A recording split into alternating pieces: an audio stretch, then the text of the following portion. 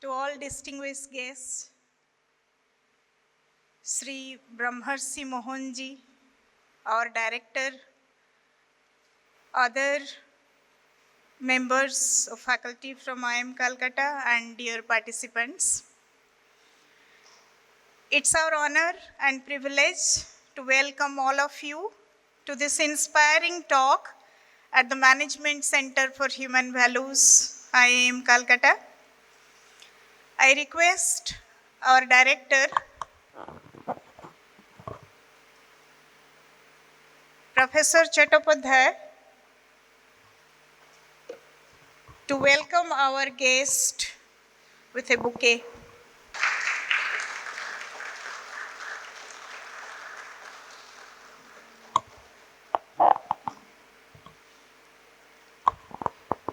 Thank you. To formally inaugurate this enlightening event, I would now like to request our esteemed director, Professor Chattopadhyay, and our guest, Sri Brahmarishi Mohanji, to kindly come forward and light the ceremonial lamp. As we all know, the lighting of the lamp symbolizes the dispelling of darkness and the illumination of wisdom, perfectly befitting the theme of today's session.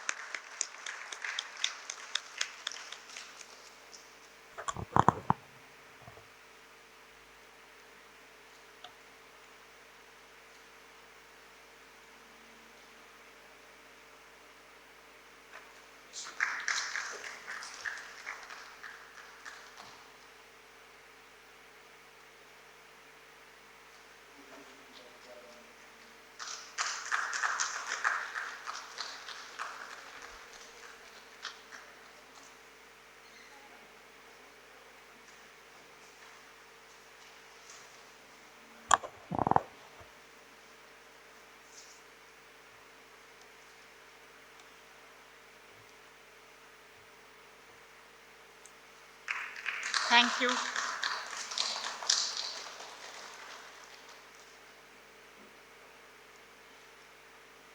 Someone else?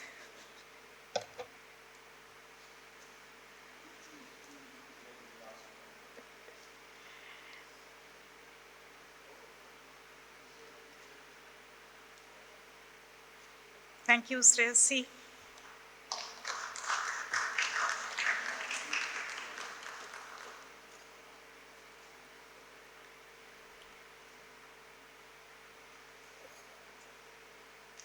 Thank you. Thank you for lighting the path to today's journey of learning and reflection. May I now request Professor Chattopadhyay to say a few words to start the special occasion. Thank you, Professor Bhuya. And good afternoon, everyone. It gives me true pleasure to gather with you today, united by our shared curiosity and desire for deeper understanding. Welcome to yet another inspiring seminar on spiritual exploration being organized by our Management Center for Human Values. As you all know, MCHB enshrines more than 2 decades of aspiration and effort to hold up to the members of human organizations and institutions in India and elsewhere. Contemporary adaptations from the perennial corpus of Indian psychophilosophical wisdom and embodies the striving towards evolving the Vedantic ethic from the Indian deep structure, thereby bridging a vital gap between the Protestant ethic from the far west and the Confucian ethic from the far east. In a world filled with distractions, we often seek moments of clarity and spiritual connection. Today, MCHB has placed another opportunity before us, where we have the privilege of hearing from a remarkable speaker who embodies wisdom and insight. His journey through the realms of spirituality has illuminated many paths, and I believe their insights will resonate deeply with all of us. Please join me in welcoming our esteemed speaker, Sri Brahmarishi Mohanji, who will illuminate on the topic, role of ethics and compassion in effective leadership. Sri Mohanji is a global humanitarian committed to raise the awareness of generations of selfishness. His mission is to wake up kindness in the hearts of people. His core teaching is simply be you. Understand, accept, and express your uniqueness in the world. Mohanji has founded various global organizations and platforms for people to express themselves through acts of compassion and kindness that will add value to society. Mohanji firmly believes that humanity is the best religion for human beings and that the best spiritual practice is ahimsa in thoughts, words, or actions. On behalf of the Institute, I welcome you, sir, and express my deep gratitude for agreeing to spend some time with us today. I encourage you all to open your hearts and minds to the experiences and teachings that will be shared today, and to embrace this opportunity for growth, reflection, and connection. Thank you very, very much. Thank you very much, sir, for your inspiring words to inaugurate the seminar. Without further delay, please join me in warmly welcoming Brahmarishi Mohanji to the stage.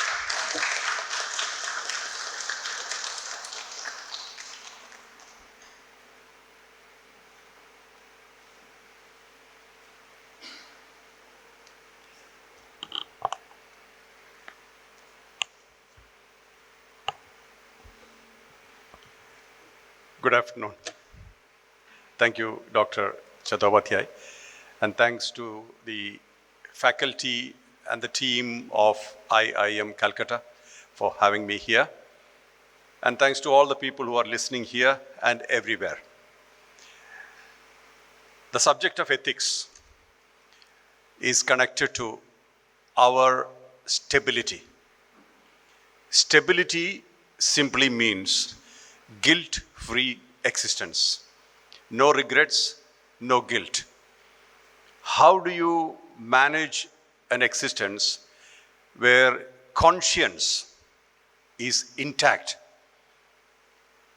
is detrimental for being effective in life? Why should we be effective? Because that's directly connected to our contentment factor, fulfillment factor. Many times we lead our lives, and many people in the world lead a reasonably, visibly successful life, but are not contented, not stable, not fulfilled. I'm talking about very, very rich and famous people whom we have come across. I come across very often in many parts of the world. All they have is money, wealth. And for external world, it's success. But internal world, nothing. Very deeply insecure and discontented. So, ethics plays a very major role. We're talking from the Faculty of Human Values. This is exactly the place where we should talk this matter. Because the contentment factor is our birthright. It's fulfillment factor. We have to be fulfilled in life. And it's not connected to money. It's not even connected to the external success. It's how we carry ourselves in this life. And it's not even connected to spirituality, to be exact. It's more connected to being practical, being real, and always depending on keeping the conscience intact. When we compete with other people, we are actually diminishing ourselves. When we upgrade ourselves from yesterday to today and reach out to the world by expressing our true authenticity, we are more contented. I'll come to that a bit later. But coming back to the subject of ethics, we were in South Africa a few weeks ago. There was a group of companies coming.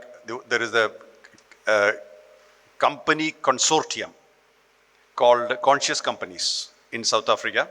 All the very top companies like Nestle and the top companies of the world, the CEOs and all those people are involved in this. And the whole idea for that communion or that togetherness is being ethical. People have started thinking about it and acting on it. And it is only time, and they awarded me the Conscious Leader Award. That's why I went there this time in Johannesburg. And these conscious companies, they are measuring what they are doing in the world. In the name of profit, we have so much of degeneracy, moral bankruptcy going on in the world of business. And we were at the BRICS conference early this year, BRICS, Brazil, Russia, India. They also gave me an award. So in that forum, what I said was, we should shed hypocrisy now. We talk about world peace on one end. On the other side, we manufacture weapons. No weapons are ever made for world peace. It's to kill people. You can never have stability through weapons. You can only create fear, separation, agony, and all kinds of pains. And the wounds heal last. Wounds do not get healed so easy. That's what's happening in the world. So ethical lifestyle, ethics has a lot to do with our stability. And stability is that world is as it is. World will have all its complications, as we know. But we are unaffected. That is what stability is about.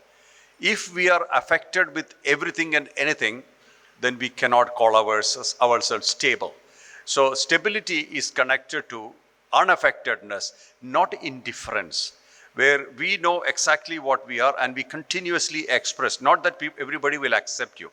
Maybe not everybody will accept you. Maybe some people will accept you, some people will reject you. But we are stable and we are clear. So one point is being clear, clarity. Clear idea or clear notion where we're going, where we have to go, what we have to do. And this is very essential to be very stable in this world now. So having clarity is essential, and that's completely individualistic. It is yours, your clarity. And it's not something which we can borrow. Now, one step before that, the whole world uses acquired knowledge to make our format. In other words, we are depending mostly on knowledge received from the outside. And this knowledge is what we consider as our own and as final. Very few people derive something out of it and make a difference, and that we call as logical knowledge. Logical means you have used your brain and you have created something out of the acquired knowledge. These are the two types of intellect that we usually use in life. But there is another way of looking at life, which when I came here, I was reading Swami Vivekananda's writing about feeling. So there is another way of seeing the world, feeling the world, which is through awareness, being aware. Being aware simply means being connected with you, or self-connection. Self-connection cannot happen if you cannot accept yourself, because we all have our weaknesses. We have strengths. We are not only weaknesses, nor are we only strengths. We have weaknesses and we have strengths. So we accept both as a fundamental part of our constitution, then we are connected to ourselves. When we are deeply, deeply connected to ourselves and don't ever take anybody's opinion about you on its face value, that is their opinions, it will happen. Some people will say you are good, some people will say you are bad. This is for sure. Society is two-dimensional. They cannot see you. They can only feel what you are, or they perceive you as they are, not as you are. So they don't know you. Nobody knows you. So don't worry about that, but you have to connect with yourself through self-acceptance.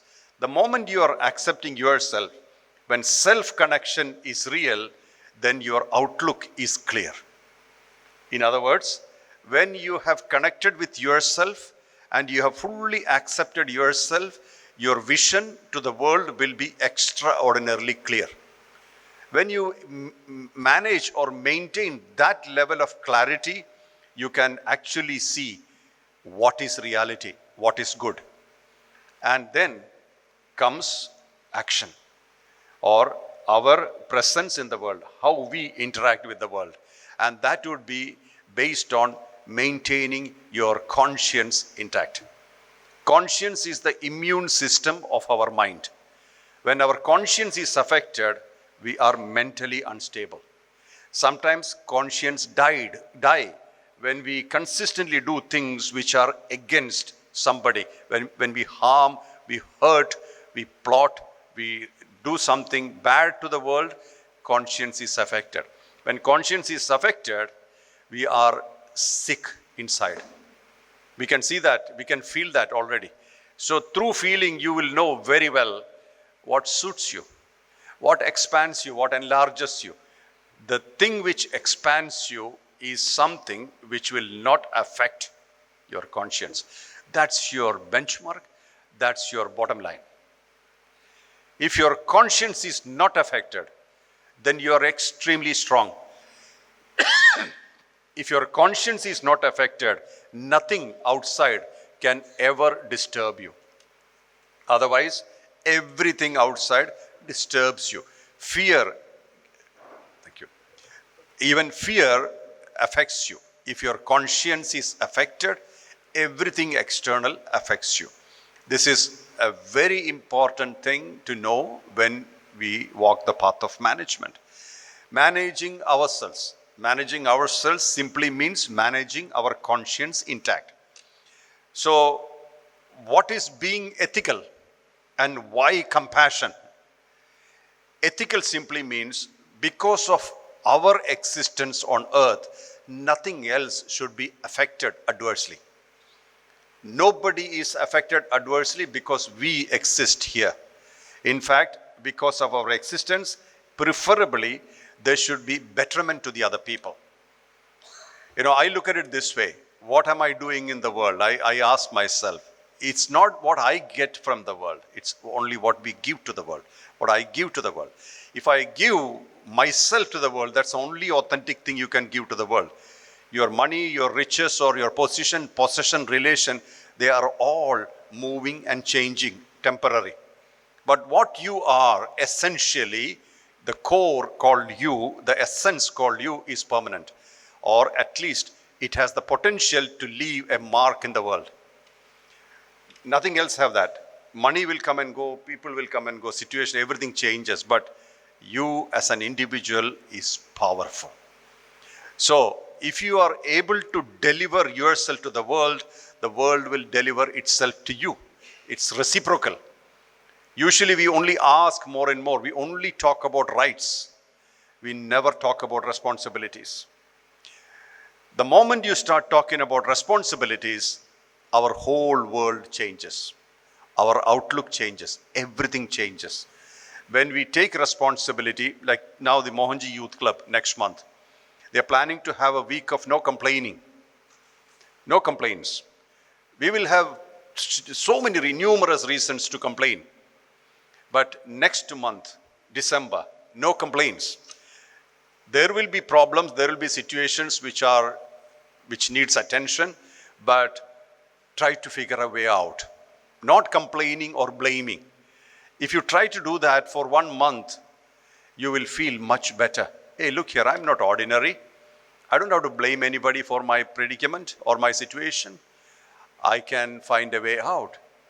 We all can find our way out. There are only situations, there are no problems in life. When we resist a situation, it becomes a problem. When we accept a situation and we find a way around it, we will feel good. I'm not bad. We all have that power. We have that power. We are not ordinary. And we will never be ordinary because the whole creation is like that. We are born unique. The thumb impression that we have is unique to us. Every creation is unique. Even if you take a tree, each leaf is unique. So when we talk about making a group of people for a purpose, we are actually making them mediocre to some extent. Because individuality, uniqueness is taken away. But those who choose to be unique, those who know they are unique, and they choose to be authentic, their only authenticity is that their originality, uniqueness, they will become trendsetters, game changers. So today, this is what I'm telling the world. Most of the places wherever I go, I meet a lot of business people in the world. We have interactions and seminars, and many times the questions that come are to be or not to be, which I'm sure you know. The Hamlet situation. Should I do this or not do this? This you will know. Does it affect your conscience? Don't do it. Simple. So if your ethics are predominant, you are immune of every situation. This is approximately it. Now compassion. Compassion is required for the next generation. See, we are living on this earth now. And whatever earth we received from the past generation, is it good or bad? I don't know. But whatever there is, it is like that. Nothing you can do about it. You cannot change it, right? You received whatever you. Now, some people like myself, those who are born in 60s, 70s, 80s are a bit lucky because we had more connection with the earth. I think it's a good generation. I'm proud to be born before this completely electronic era, the IT era, where people are only living in squares and rectangles these days, and they're happy about it, But we had a bit of outdoor life at that time. So, and I'm not ridiculing the people of today, but I think you should get out and look at the world. It's important. See, one of the major projects that we're doing now in the world is enriching forests. We have planted hundreds of. I was in Turkey before I came to India.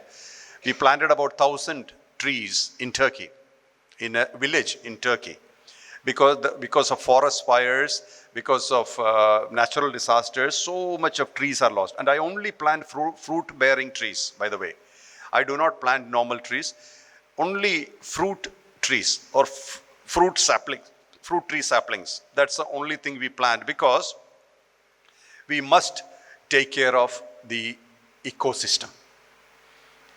We have to take care of the ecosystem. For what? For our generation, the health of our generation, and the health of the future generations. Because we are constantly dying. I don't know how much we are feeling it, but we are all becoming sick more and more. On one side, the situation because of deforestation and the construction on one side.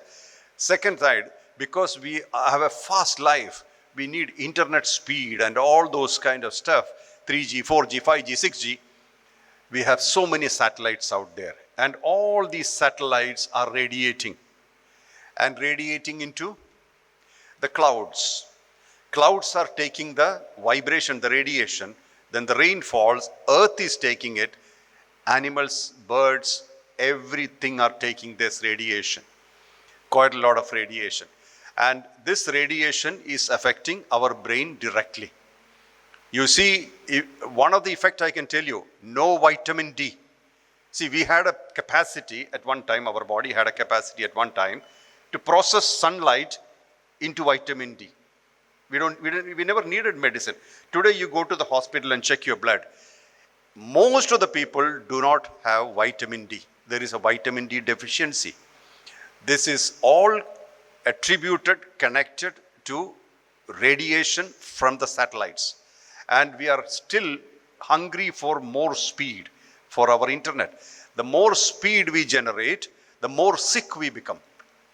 Detached we become from the world outside. We cannot stop this. This is sign of times. Time is changing fast. This is okay. We cannot do anything. There are a few scientists in Europe and America who are working on neutralizing this radiation thing. This is the kind of compassion we need, not the regular compassion. Of course, we need to be compassionate to the world outside. But what kind of compassion should we develop in today's time?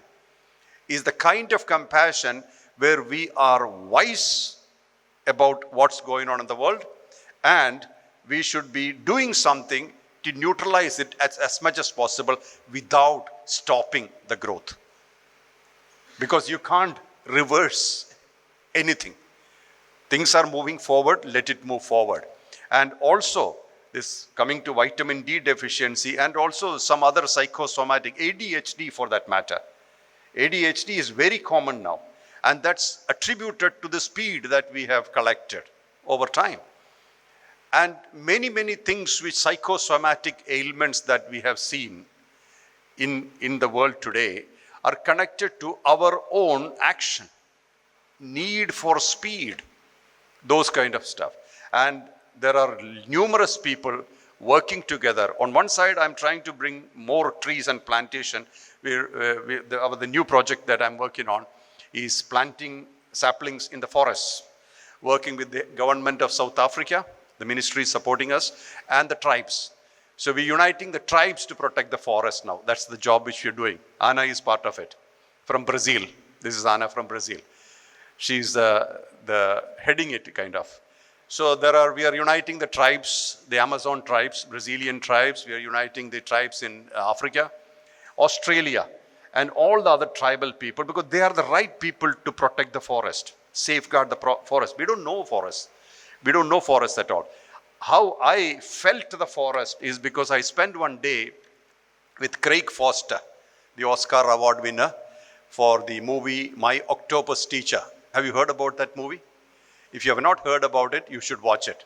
It's Oscar Award winner, My Octopus Teacher. So he took me on a trail, and he was showing me on the land, while we were walking, which animal walked that path, from the locusts to snakes to deers and tigers, all the footprints and stuff. And I was thinking, everybody should spend some time in this forest and feel earth. I repeat, feel. So it is time we started feeling, not seeing or knowing. It's time we started feeling. We were feeling before. We had a great history where people felt climate changes, things around. We lost all that, and we became completely brain-oriented and innovation-oriented, but not sensitive enough. So when you see the land and the animals living in there, and the forest and the thriving, throbbing fauna and flora, we know that there is lot to see, lot to feel. So when I say compassion, my definition of compassion is being sensitive to the nature, to the beings of the nature, and also to ourselves. First and foremost, be compassionate to yourself. Feel yourself. You have no better friend than your body, which talks to you. Your body never lies to you. Hunger is a feeling. Thirst is a feeling. Sleepiness, being asleep, is a feeling. Body talks. And when body talks, listen to it and follow it. The moment you start following your body, you start becoming natural. In other words, being natural. Just like how natural we have been when we were 3 years old. Totally natural. Now we imagine or we believe we are adults and we are somebody, and then we shed our naturality completely because we have to pretend to be adults. We are not adults.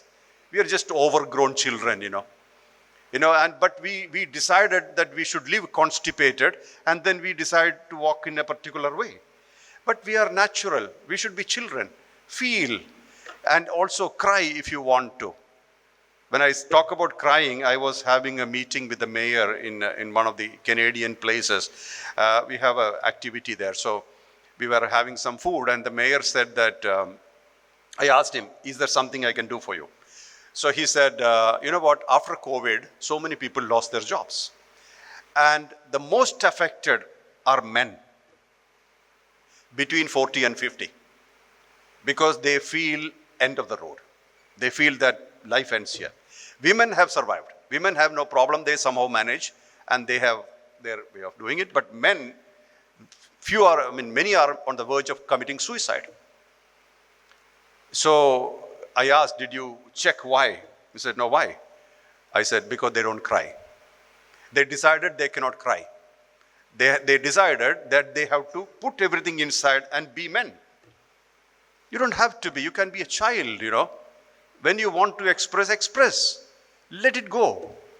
And one suggestion I gave, which worked very well, is that we all have our skills. We all have our strengths.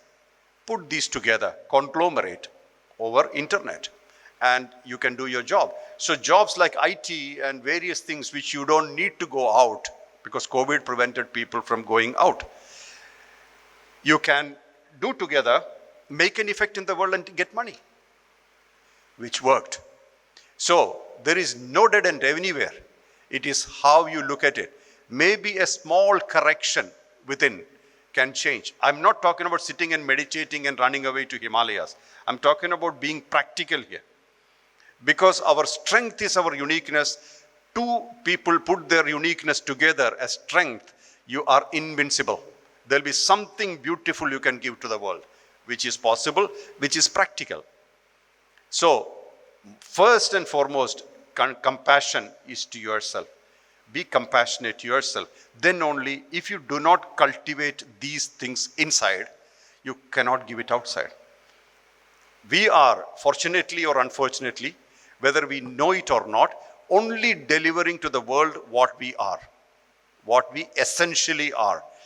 People may think that there are three faces of everybody has three faces. One face is the face we show to the world outside. One face is what we show only to the relatives, the people who are close to us. And another face we only show to ourselves. We all have these three faces. A spiritual person merges all these faces together and there's only one face. What he is inside and what he is the same outside. So we all have these three faces. Try to make it all one. We had only one face when we were a small child. Up to 5th age, we only had one face. Then we developed 2-3 faces, maybe many faces. Then we started pretending. And then we sometimes believed our pretension and completely detached from the truth. So we have to be compassionate to ourselves. We have to be kind to ourselves. We have to be selfless to ourselves. And everything should be practiced inside. Nothing to be practiced outside. Outside is a byproduct of what is inside. Automatically, it will reflect. If you're not kind, whatever you do, it will not reflect kindness. You can pretend it for some time. Like we have the famous case study of Pepsi or Coca-Cola advertisement, one of these fizzy drink advertisement, where all the children were given empty cans, no drink inside. All the children, the poor children were lined up and they were all given the cans and no can had any drink, just cans. So, and people were very angry and upset about it. These kind of things happen because when we pretend, people do not mean to give them the drink. That's the whole idea. But we have to be very, very realistic. And we have to live this life in such a way that the world becomes better. Now, as if the students are listening, as students, I would like to tell you, what you need most today and the days ahead, weeks ahead, months ahead is flexibility. That will be your biggest advantage, biggest asset. Because today's time you can never predict. Nothing is predictable. Things are changing so rapidly. And even ideas are changing. See, I was speaking at the Kingston University in London about capitalism, the changing face of capitalism.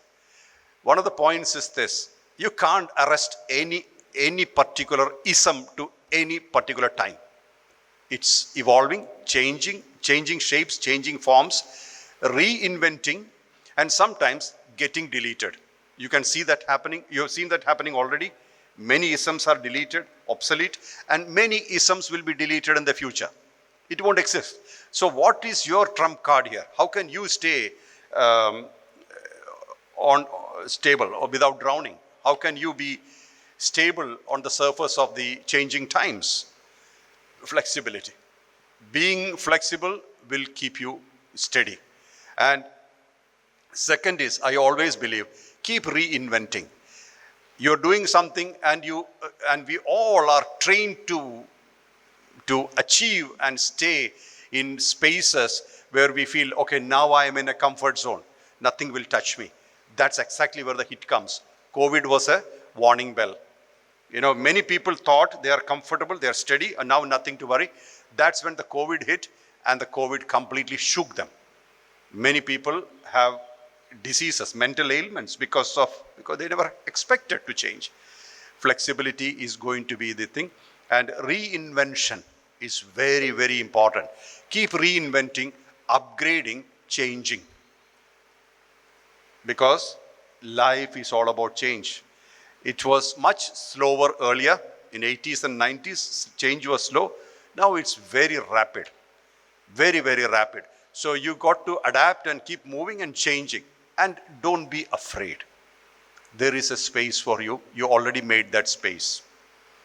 So never be afraid. There's no point in being afraid of the unknown. Things will come anyway. Things has to happen. Just face it and say, okay, this is the situation now. What should I do? An idea will come. Some way things will move. Things will change. And I think this is what I would like to talk about: ethics as well as compassion, because I don't believe in boring you with theories. I believe in being practical. I live practically, and I like to take people through practical methods. So I don't think about any more points. If you have questions, I'll answer them. Thank you.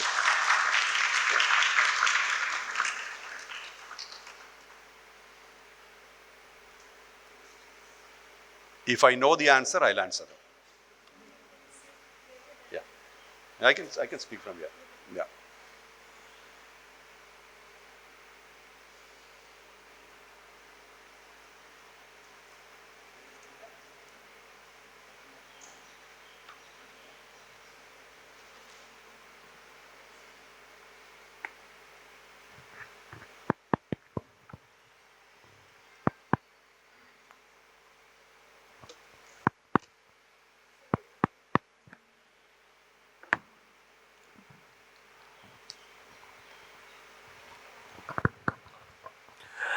So, yeah,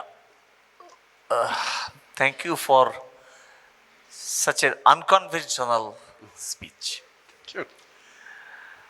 I just have one issue to discuss, and this is the Management Center for Human Values, where we thought ethics is what we are going to imbibe on our management students. And when Enron and other things came, we thought, yes, this particular center will have a value. Because whether I like it or not, it's a management school. We charge a lot. The students expect us to deliver. Mm-hmm. The companies come to us to recruit. And so we have to keep giving them something new. But as you rightly pointed out, that technology is also a double-edged sword. Technology is also giving us something and taking a whole lot away. It is in this context some of the business schools are trying to say that, well, being ethical is one side, but being mindful is more important. So my, query to you would be, are the two same, being ethical and being mindful? Because some business schools in India and abroad, they are developing mindfulness as a value. And creating mindful business leaders is their vision or mission of the school. Quite a few schools. What exactly is the difference? And if they are same, fine. If there is a difference, can you please throw some light on this? All right, yeah. I fully understand your point. Being mindful it's a varied so many areas. Simply being mindful means being aware of every action, everything you do, and means being alert and aware, simply put. But being conscious is something slightly different. Being conscious means you should always have an awareness of who you are amidst all these changing things. The non-changing you versus all the changing things. That is being conscious. Most of the companies are talking about being mindful. There are courses to be mindful. Many companies think about mindfulness as no wastage, no excesses, trimming down the system so that you have more optimization. That is all fine. That's all individual companies' things. But I would say that the next generation should be more conscious. You versus the changing times, you versus the company, the situations, the office, everything, you and your impact, it should be being conscious, not just mindful. Being mindful, you cannot change so many things. You can probably contain so many things, but to change things, you got to be very conscious. So today, that the level of ethics, as we were talking about ethics, the right ethics is where, because of you, the earth is not affected. That's the main ethics, and whatever it takes, because they are all situational, we got to do it. Because of our existence, the earth, even if the earth is not a better place, it is not a worse place. The fast times, fast food time, fast times, everything is fast. People are moving in insensitive and unconscious mode. So much of wastage is taking place. And people and the municipalities, the countries are struggling to manage waste. Lights, we can see COVID actually contained a lot of things. Many companies decided they don't need office anymore, work from home and stuff like that. And many companies saved money, especially in the world outside. I have seen that a lot of people are still working from home. Anyway, so ethics is today, the right ethics is where, because of you, there is no bad effect in the world. Being conscious is where you are always one step behind and witnessing along while you are acting. See, you cannot avoid action. Keep the action, do the thing. But at the same time, just a part of you is watching it, so that there is a witnesshood along with it. This is what I propagate more. So that your actions, you are also witnessing. And it's not analysis. You're not analyzing, because when analyzing happens, again, you tend to compare, you tend to, sometimes it affects your mind. So don't go into all that. Just witness. Okay, I am doing this, or this is the action. I am performing this action, and this is my position, and this is what I'm doing. So that there is always a kind of distance where ownership is less, but responsibility is full. So when you reduce ownership, stress is less. Everything is connected to I am doing. The stress is very high, and that sometimes goes into very heavy states. Ownership is less, responsibility is more. I always talk to people, be fully responsible, because you are put in a position not by the company nor by you. You came there and you acquired that state for some time. One day somebody else will take your seat.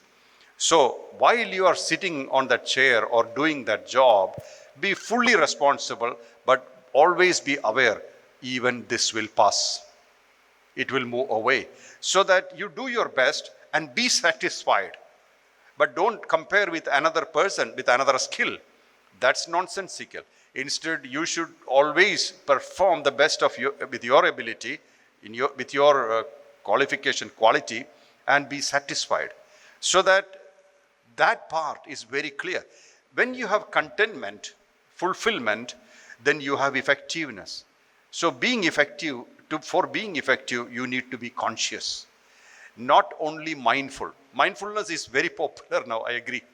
Because many people ask me, that's actually derived from a Buddhist idea of being mindful, walking mindfulness, conscious. Now we have a system of conscious walking, which is walking within your aura field, which is actually doing well in the world. Free of cost. All my programs, most are free. This conscious walking has actually helped. So you are walking with only within your aura field, so that you have a bit of energy around you within that walk, so that you feel energized. Like 30 minutes you walk is like three hours you meditated. That is different. Mindfulness is that you are mindful that you are walking. You are mindful that all the things around you, you are in the present, you are aware. This is mindfulness. So today's ethics, it is time, I think it is time to redefine the ethics. Actually, in the world, the ethics is very violated. For example, it is legal to separate a child from its mother animal. Legal, but it is not ethical. A child which has taken months to deliver a child, a mother who has taken months to deliver a child, deserves to have the child with her. Likewise, womanhood. My idea of womanhood is authenticity, uniqueness, incomparable. Because womanhood is connected to motherhood, motherhood is connected to nurturing, and nurturing you cannot substitute. If there are no women, there are no species further. In any species you take. So there are so many things which we have, the society has conveniently redefined, and mostly in a moral bankruptcy way. There are so many things which are morally bankrupt. Actually, to how we treat animals, we are totally morally bankrupt here. How we take care of the forests. So many forest fires, so many destructions, and no compensation. We are not compensating it. We are not reciprocating in the way we need. Individually, people like me, and there are so many people like me who are doing what we can, but that's not enough. So the priorities are all changing. Many countries are making war machines more than food. So this is the moral bankruptcy that we see in today's times. That is why we have to keep redefining and keep expressing our authenticity, which can become a trendsetter in the world. Only those people who believe in themselves and what they do ethically, ethics-wise, unharming, ahimsa, practicing ahimsa, they will only become legends. Otherwise, so many people are living and dying, nobody knows them. So this is exactly the point here. So I hope I answered that question. Yeah. Thank you.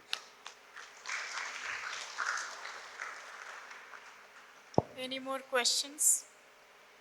Yes, please. Yeah.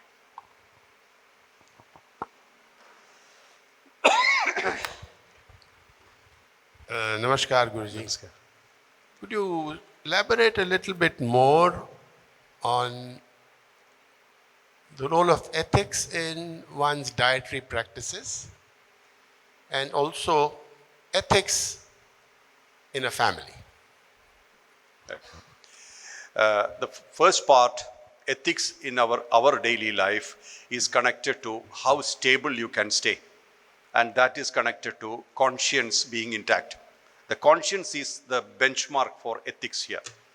So in our daily life, if our conscience is unaffected, we are good, we are healthy. In the family, how we work together, like imagine there are 4 people in a family. They are four different worlds. We are all living in the same space, but we are not of the same space. Each person is a walking universe or a different world completely. Their orientation, their everything will be different. There could be commonalities, but they are not the same. 8 billion people out there are like that. We are never the same. And that's our strength. That's our uniqueness. So in a family, the right ethics is to accept this uniqueness in each other. Because all are individual karmic beings, everybody have a time of birth and time of death. And even though we have a relationship like father, mother, child, brother, sister, but if we do not accept that uniqueness in individual, we never know them. We never understand them. Like today, just a few years ago, we had deep connection with our father and mother. You know, we were kind of, we do respect them even now, but I'm saying in our time, there was a heart-to-heart connection and communication. Today, we don't have that connection with children. The children have connection with the internet and social media. So who knows our children? We don't know them. And not even the teachers know them, because teachers only see them sometime. Parents don't see them at all. And there is a complete islands in each house. Totally different islands. They're all different islands. And I was talking to one police officer in Europe, and he said one of the major reason for domestic violence at homes is the social media or the games, whatever you play in the thing. So each person has become an island, and if somebody encroaches there, they become very angry. So the eye contact has lost, very less eye contact. We don't look into eyes because WhatsApp is good enough. And then we have our own tastes and likes and dislikes. This we had before also, but it's more pronounced now. And what happened in today's time is that we all drifted apart in one family. So I was writing about this point earlier. It's important we should eat together. Family should eat food together. If possible, cook together. Eat together. And also communicate with each other more and ask a question, are you okay? I'll give you one example. We had a program called Empowered, and one lady came and met me after this program a few months later, and she is the director of a IT company. Husband is the director of another IT company, and they have 2 children in the small class, like 10th class or 8th class. So she came to meet me and she said, Mohanji, after talking to you, after interacting with you, my thought about my husband changed. I started feeling that we don't have a lot of time on earth to talk to each other. Time is flowing so fast.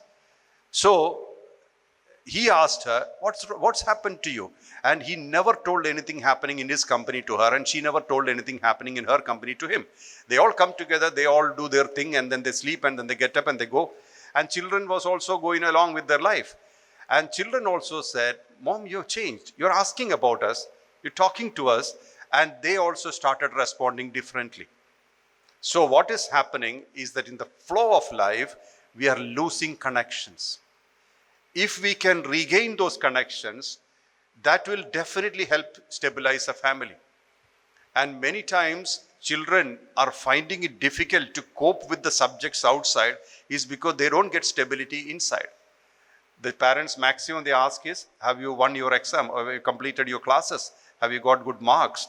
And if not, then they send them for another tuition. They blame the teachers. Teachers are not to be blamed here, because it's a complete social thing, not just segmented thing. So the social interaction should begin with the domestic interaction. And the more stability we have at home, especially I always believe in eating together. Not that we eat the same food.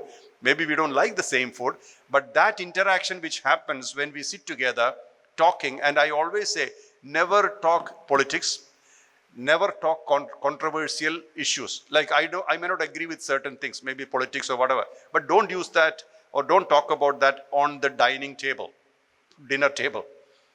Talk about good things, something which you experienced, which made you feel good in life. You talk about it, and you can ask the same to others, so that there is some kind of a positive vibe in the house. We don't have that these days.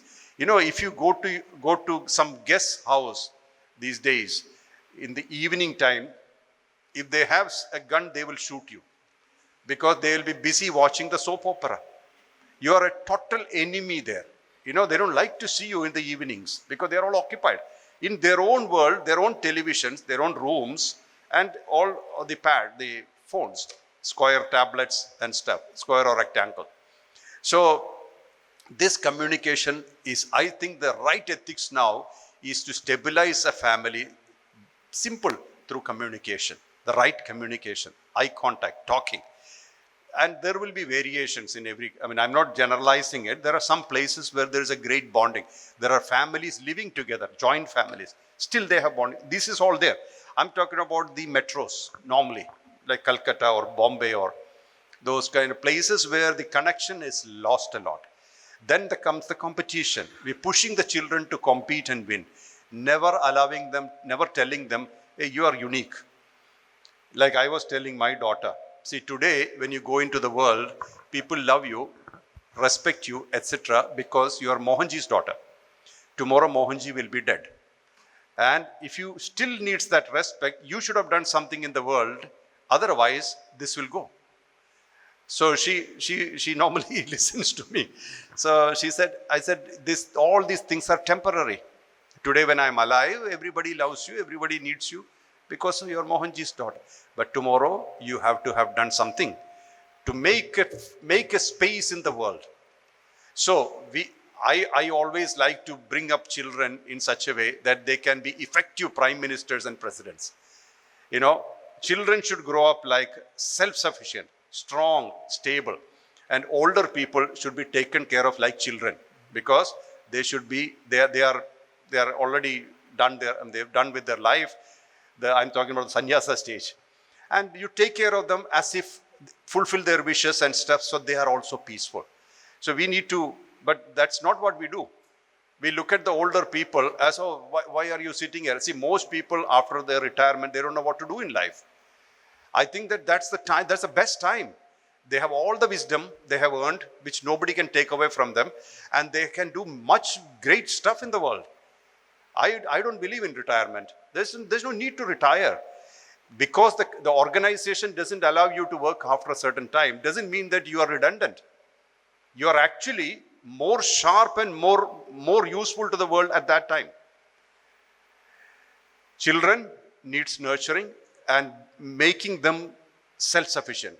Not another competition thing, not to compete with another person. Never compete. There's no need. You're unique. Your strength is your strength. With that strength, if you grow, you will be stable. You go deeper into your nature, your own nature. We all have our nature. And do what is natural for you, you will become powerful. If you do unnatural things because of the big money job kind of thing, and then you will never be happy while learning, while doing, and while living, you will never be happy because you are doing things not that you want to do, but you're doing it just for the sake of money. So that kind of a system which is rotating around, we can change a lot in our family, within our family. And that can give us a lot of effectiveness and support. And also I believe that as a unit, family is very important. Unfortunately, I don't get a lot of time to stay with my personal family because I travel a lot. But I believe in this whole infrastructure called family because it's a very vitalizing and stabilizing factor. Not like any spiritual gurus or any guides. It's internally. Mothers are the most powerful gurus actually, because they have a communication with the children much more than the society, at least 9 months more. So mothers can definitely bring the children up to a level where they can be powerful citizens, great leaders. You know, this is what I feel. I hope I answered your question. You will be happy to know that the founder of this center, Professor Siddhanta Chakraborty, actually insisted on that at least once a day have the meal with all members in the family. Yeah. You can't have your lunch or dinner alone. Yes. So he would insist. So I think, See, this is something which we are missing now. yeah. The TV is on, we are watching the cricket match, eating, we don't even know what we ate. We have no eye contact, You see. Any more questions? Namaskar. Namaskar. You have pointed out lack of flexibility. Is it due to ego, and which is in turn due to giving over importance to own thought and emotion? I think it is more connected to expectation. We expect ourselves to be in a particular way, even when this is not only our problem. What we have done is that over time, as a child, you expect to win all the exams. There are expectations at every stage, which we are used to. So all our life, we keep expecting. And we have been taught that failure is a bad idea. I always believe failure is always for your perfection. See, when you fail somewhere, you learn a better lesson than when you succeed. So one is the fear of failure. And second aspect is that the fear of the unknown. What will four people think? If I attempted it, it didn't work, what will they think about me? See, when I left my job, I was in shipping career. When I left my job, so many people said, you are such a fool.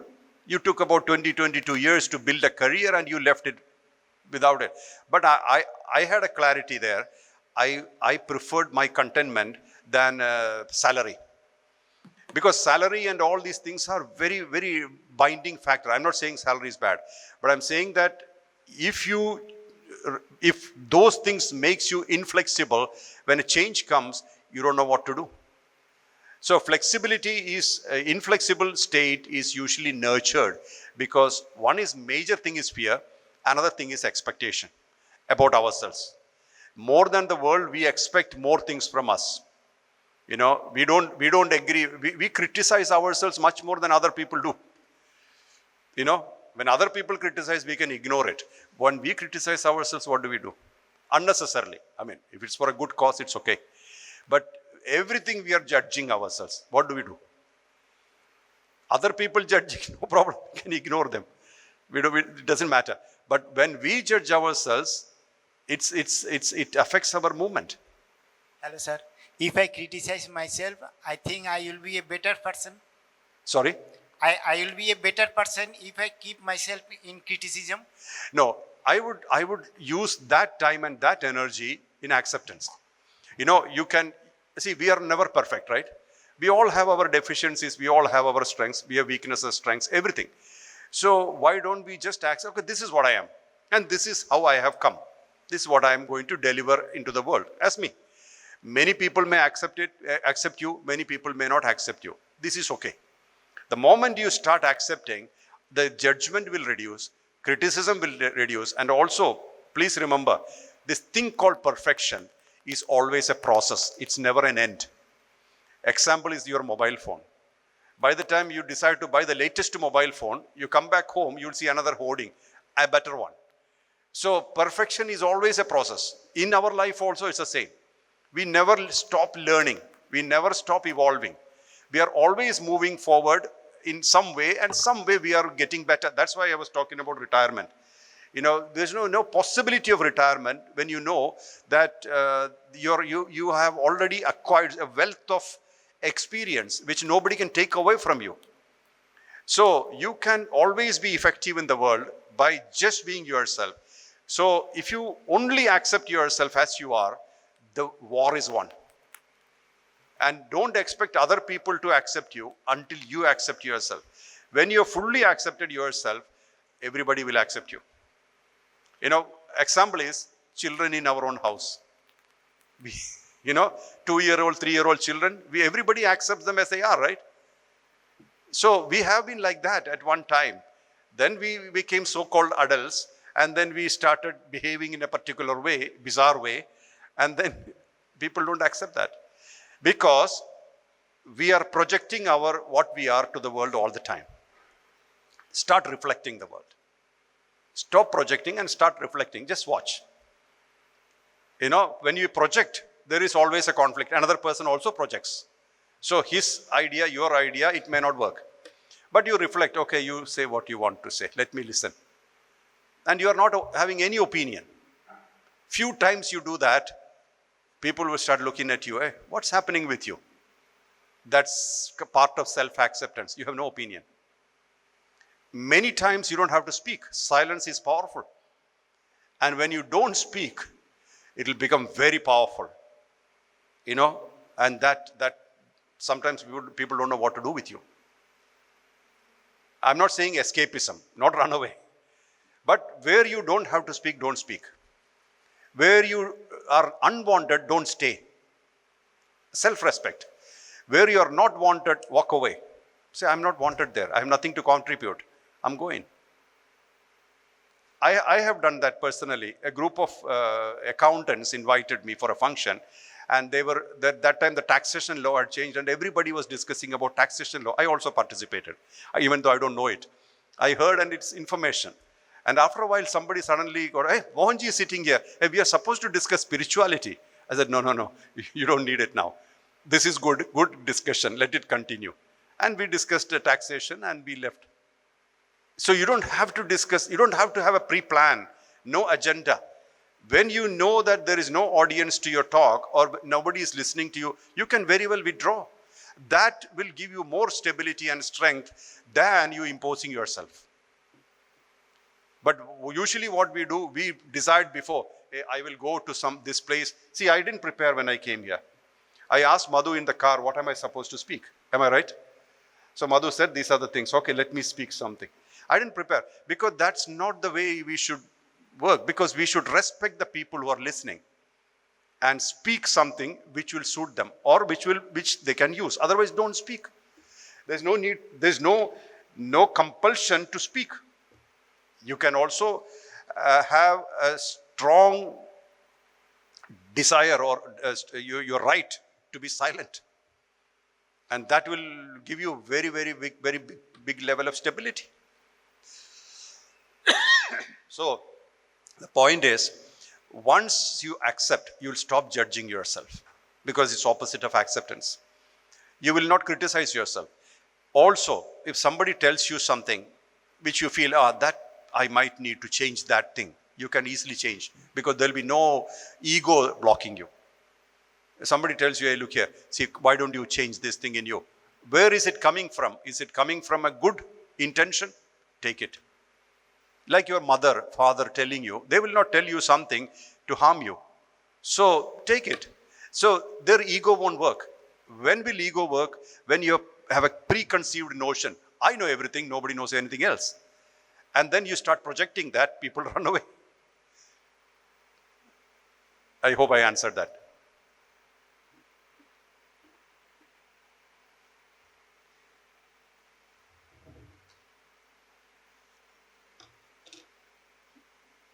Thank you. Yeah. Thank you so much. I hope there are no more questions. Thank you so much. And Dr. Chadapade, thank you so much for the opportunity. Thanks to you too. And wish you all the best.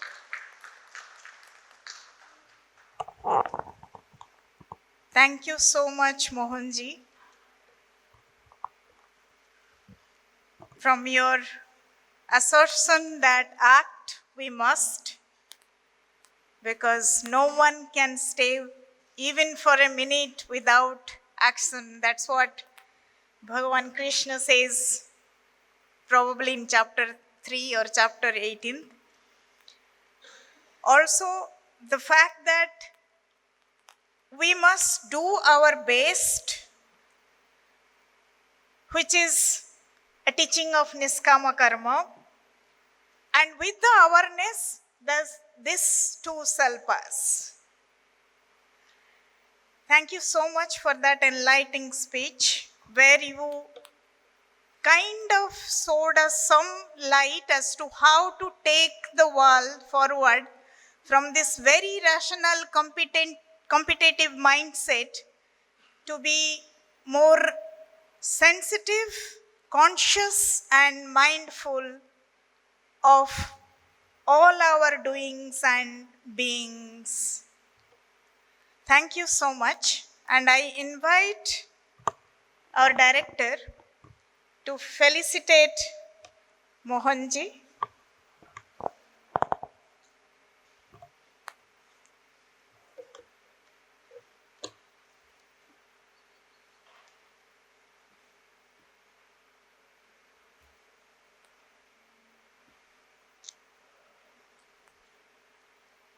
Thank you so much. And the memento as a token of our appreciation for coming to MCHV.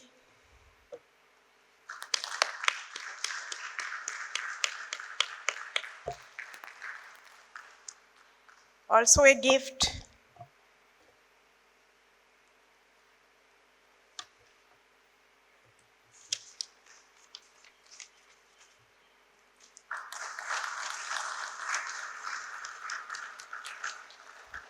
Thank you, everybody.